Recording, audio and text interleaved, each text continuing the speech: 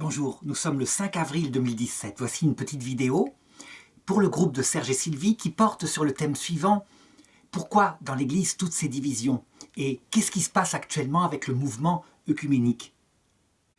Je vais essayer d'aller vite et de faire des petites coupures pour que vous puissiez débattre et donc que ça prenne vie, parce que c'est des tas de sujets qui vont être abordés là-dedans. Et la première question, c'est: qu'est-ce que l'Église? Qui est-ce qui l'a fondée? Alors, on ne peut pas prouver comme ça qu'elle a été fondée par la volonté de Dieu.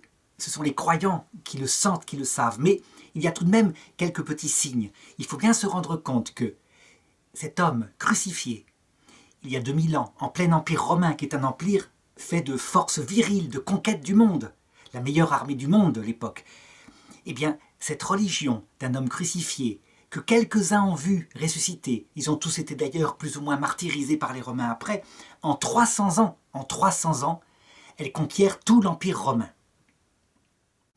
Elle ne le conquiert pas par les armes, elle le conquiert par la puissance d'un message qui semble toucher les cœurs. Alors, certains philosophes au XIXe siècle avaient dit, mais c'est certainement parce que ça correspond à nos rêves inconscients d'un paradis éternel. Le problème, c'est que c'est un rêve contre-intuitif ici, puisque pour obtenir la vie éternelle et l'amour d'un être qui nous a créés, il faut passer par une vie terrestre où il y a la croix, la souffrance. Et c'est quelque chose qui répugnait forcément les gens.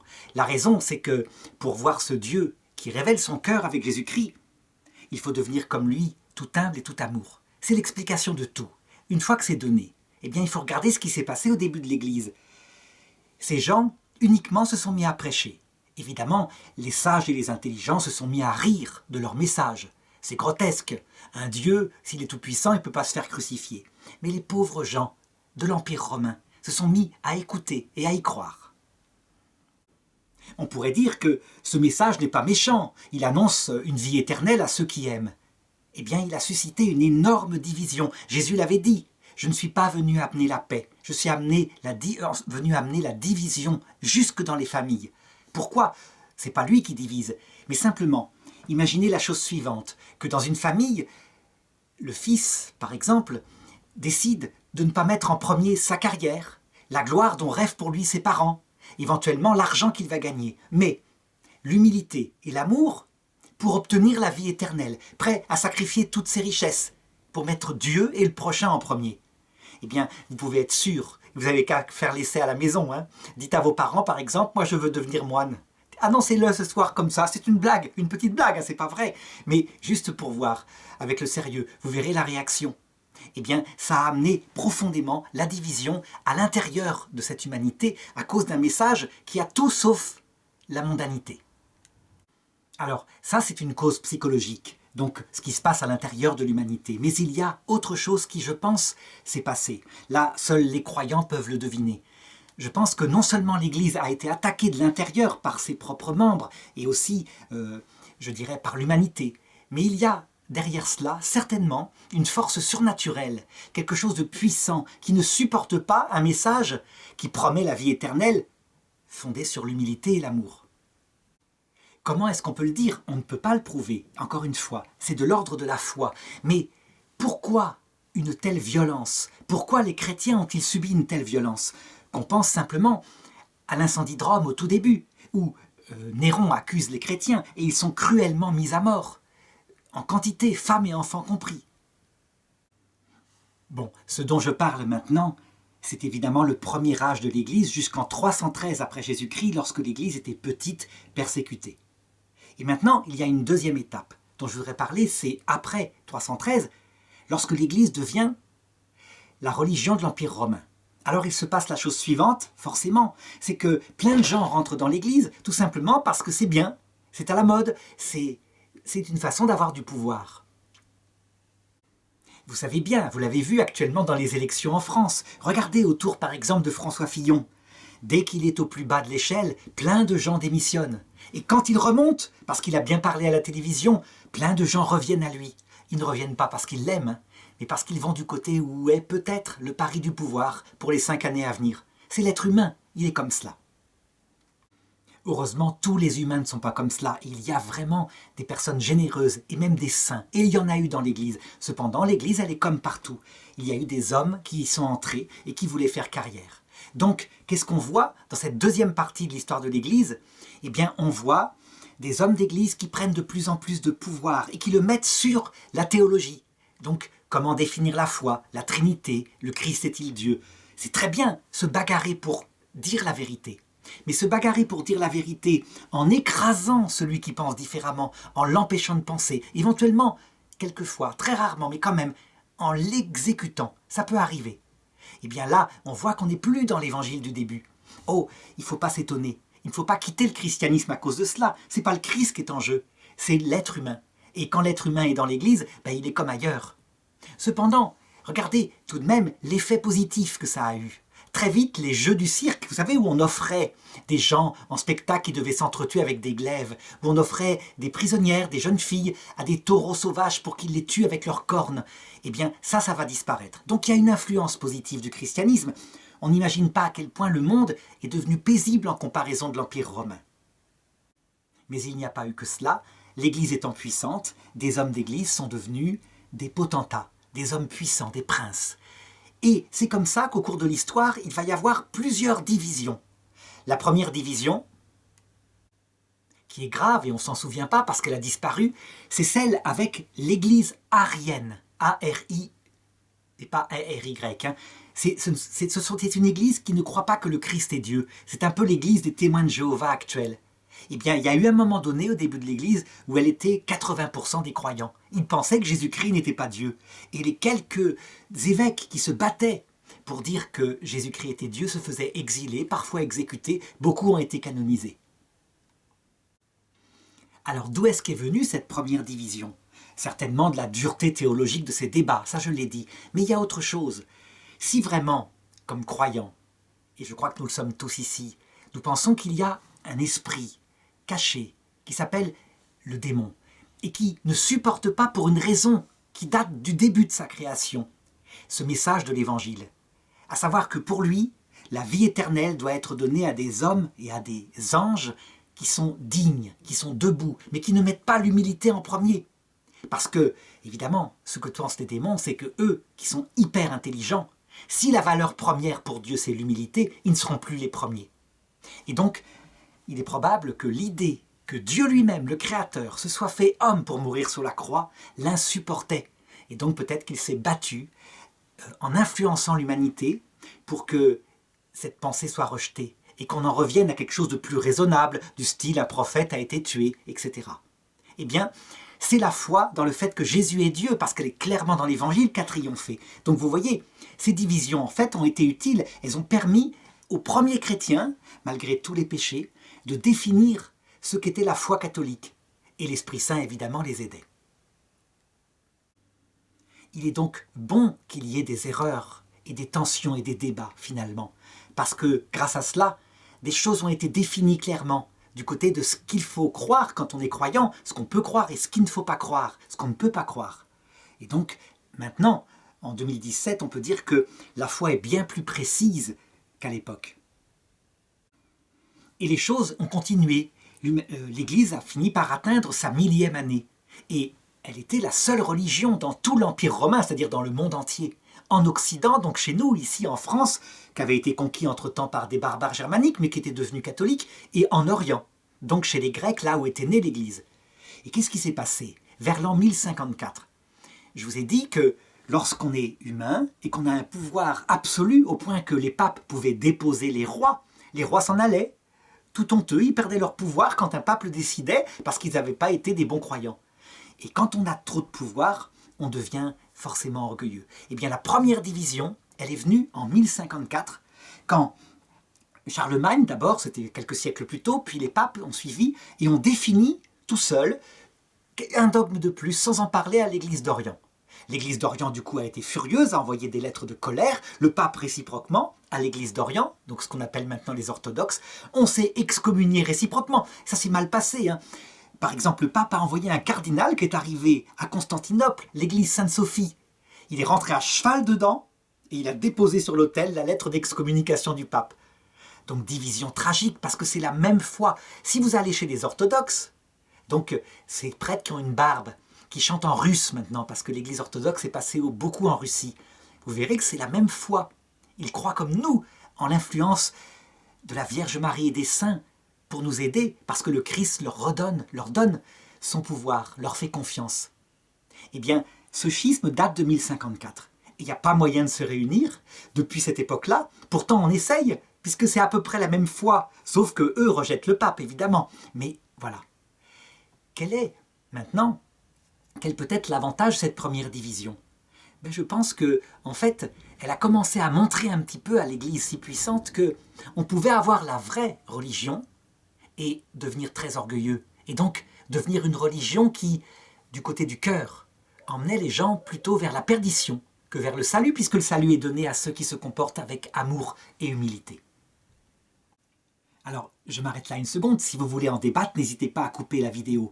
Parce que je vais aborder maintenant le deuxième grand schisme qui a eu lieu, qui a duré, parce qu'il y en a eu un entre-temps dans l'Église romaine, à un moment donné où il y a eu 3 papes, puis 4 papes, mais ça n'a pas duré, ça a été réglé heureusement. Je parle du grand schisme avec les protestants, exactement en 1517, il y a 500 ans cette année. Eh bien, ce grand schisme-là, il va être beaucoup plus grave. Parce qu'il ne va pas seulement toucher un problème de charité et d'humilité, mais carrément le contenu de la foi. Donc, je vous rappelle l'histoire, c'est un moine allemand qui s'appelle Martin Luther et qui se demande s'il va être sauvé, parce qu'il constate comme tout homme qu'il est pécheur, il tombe dans des tas de péchés, il n'y arrive pas. Et donc pour lui, pour être sauvé, pour aller au paradis, il faut être parfait, et il n'y arrive pas. Et il finit par trouver une phrase qui le calme complètement, qui dit « Il suffit de croire et ta foi t'a sauvé ». C'est dans l'Évangile. Seulement il oublie d'autres phrases qui disent « Ta foi, si elle n'aime pas son prochain, si elle n'aime pas Dieu, elle te sert à rien ». C'est texto, c'est saint Paul qui le dit. Lui, il ne garde que s'il l'arrange. Le pape apprend qu'il fait ça, lui demande de s'expliquer, lui refuse, parce qu'il sait très bien que les papes sont dangereux à l'époque, ils ont trop de pouvoir. Le ton monte, personne ne cède, et il va y avoir division. Donc, entre l'église protestante, qui vont tout de suite se diviser en plein d'églises, parce que Martin Luther décide qu'il n'y a plus besoin du pape, mais il n'y a plus besoin non plus de la tradition des apôtres, il n'y a besoin que de l'écriture, le livre. Il transforme le christianisme en une religion du livre, et vous savez bien que le livre, quand on n'a qu'un livre, sans quelque chose pour l'expliquer, on peut lui faire dire ce qu'on veut. Je vous le prouve de la façon suivante. Vous vous rappelez dans l'Évangile selon saint Jean, les noces de Cana, quand Marie demande à Jésus, parce qu'ils n'ont plus de vin, de faire quelque chose. Et Jésus lui répond, « Femme, que me veux-tu? Mon heure n'est pas encore venue. » Eh bien, comment est-ce qu'il l'a dit? On ne peut pas le savoir. Le texte dit simplement cette phrase-là. Regardez, vous qui connaissez les smileys. S'il a dit ça comme ça, « Femme, qu'est-ce que tu me veux? Mon heure n'est pas encore venue. » C'est pas pareil que s'il lui a dit « Femme, toi qui es le symbole de toutes les femmes, que me veux-tu maintenant? Maintenant que je donne mon sang, mais mon heure n'est pas encore venue. Tu sais ce qu'il y a entre moi et toi. » On se comprend parfaitement. C'est pas la même chose. C'est la même phrase, sauf que j'ai développé la deuxième, mais c'est pas le même smiley. Eh bien, les protestants, certains décident que Marie était une sale bonne femme, et tous les chrétiens depuis toujours ont dit l'inverse. Marie était complètement une avec Jésus, au point qu'il nous la donne comme mère à la croix. Donc livre seul, division. Maintenant, question, pourquoi est-ce que Dieu permet cette division? C'est simple, je vais vous donner l'explication de saint Jean Chrysostome. Oh, il vit bien avant cela, il vit au début de l'Église, à l'époque des martyrs quasiment. Mais sa phrase dit tout. Il dit ceci, « Donnez-moi pour une course de chars 2 attelages. Un des attelages est dirigé par un cheval qui va s'appeler Vérité catholique, donc la pleine vérité de la théologie. Et le cheval qui est à côté de lui, pour tirer dans la course, s'appelle Orgueil. Et de l'autre côté, mettez-moi Hérésie, donc une erreur théologique. Mais que le cheval qui est à côté de lui s'appelle Humilité. Eh bien vous verrez l'attelage de l'hérésie gagner la course. Non pas à cause de l'hérésie, mais à cause de l'humilité. Ça veut dire qu'en fait, pour Dieu, comme je vous l'ai dit, si le salut est donné aux personnes qui se comportent en vérité, avec humilité et amour, mais vaut mieux arriver de l'autre côté avec une théologie pas trop parfaite, mais avec le cœur bon, plutôt qu'avec une théologie parfaite et plein d'orgueil. Quand il voit donc une église très puissante, unie, mais qui produit des fruits d'orgueil, il n'hésite pas à la diviser. Et c'est pas la première fois. Dans l'Ancien Testament, il l'a fait avec Salomon. Rappelez-vous, Salomon, un roi puissant des Juifs, tellement puissant que son peuple était écrasé par les corvées. Eh bien, Dieu lui apparut et lui dit « parce que tu as fait cela, je diviserai ton royaume en deux. Voilà. Il le divisa effectivement dans le royaume de Juda et le royaume d'Israël, et cette division était encore prégnante à l'époque de Jésus, alors qu'elle avait eu lieu 800 ans avant. Donc vous le voyez, l'Église s'est trouvée divisée en plusieurs blocs, mais au moins elle ne peut plus faire tour de Babel, c'est-à-dire une seule Église et des hommes qui se prennent pour presque Dieu sur terre. Il y a moins de pouvoir. Mais ça ne va pas marcher tellement. On va passer son temps à s'engueuler, à se battre pendant 500 ans. Et puis arrive le XXe siècle. Et le XXe siècle, il est spécial. Vous ne l'avez pas connu. Mais Serge, Sylvie, moi, on l'a connu. Et on sait que c'est l'un des siècles les plus horribles de toute l'histoire du monde. En particulier parce que notre Europe, chrétienne depuis 1500 ans, a connu les pires des événements. Comme disait saint Franz Stock, ultima pugna, la faute ultime, impardonnable, des peuples christianisés, l'Allemagne en particulier, a pu exterminer un peuple tout entier parce qu'il considérait qu'ils n'étaient pas des hommes. Ça s'est passé chez nous. Et l'Église en est sortie avec une réflexion profonde sur sa capacité d'annoncer l'Évangile, sur le cœur de l'homme. Et donc s'est trouvée beaucoup plus humble, beaucoup plus modeste sur sa pauvre capacité. Elle a compris que finalement les prêtres, les évêques, les papes sont que des hommes et que l'Esprit Saint c'est lui qui compte et qui met la sainteté dans le cœur des hommes. Du coup, je voudrais vous parler d'une démarche nouvelle qui est apparue après les 2 guerres mondiales, qu'on appelle l'œcuménisme. L'œcuménisme. C'est quoi? Ça ne consiste pas du tout à abandonner sa foi en se disant on va faire l'unité avec les protestants, avec les orthodoxes, et tant pis pour la Vierge Marie, tant pis pour les saints puisqu'ils n'y croient pas. On garde le principal. Non. Ça a été à un moment donné. Dans les années 70, certains ont essayé de faire ça. Ça ne marche pas. On ne peut pas trahir ce que Jésus nous a donné au nom d'une unité qui de toute façon serait une tour de Babel. L'œcuménisme, ça consiste à garder sa foi. Les protestants gardent leur foi, les catholiques gardent leur foi. Mais on va vers l'autre et on s'efforce de regarder en premier ce qu'il y a de bien chez eux. Par exemple, les protestants y croient, comme nous, que Jésus est Dieu, que la Trinité, on la verra face à face dans l'autre monde, qu'il faut se comporter droitement. Et c'est ça qu'on regarde en premier, tout en discutant très fermement, en disant « Ah ben non, nous catholiques, on croit que Jésus-Christ a instauré des aides, les saints, les anges, nos grands-parents s'ils sont au ciel, etc. » Les protestants répondent jamais. Ils sont morts, ils ne sont pas vivants, ils ne peuvent pas nous aider. On n'en discute pas trop, on se dit les vérités, on ne se déchire pas là-dessus, on fait des actes d'humilité et de charité. C'est ça l'œcuménisme. Donc vous voyez, garder la vérité de chacun, mais dans un dialogue d'humilité et de charité. Eh bien, ça a fait faire des grands pas. L'Église catholique, c'est elle qui a initié ça. Hein. Les protestants ont suivi et les orthodoxes ont beaucoup de mal à suivre parce qu'ils sont dans d'autres pays qui n'ont pas connu cette réflexion profonde. Il n'empêche que c'est en marche. Voilà, mais je laisse Serge et Sylvie vous parler un peu plus de ce que c'est que l'œcuménisme. Ils vous raconteront sûrement des anecdotes qu'ils ont connues, des erreurs à ne pas faire, etc.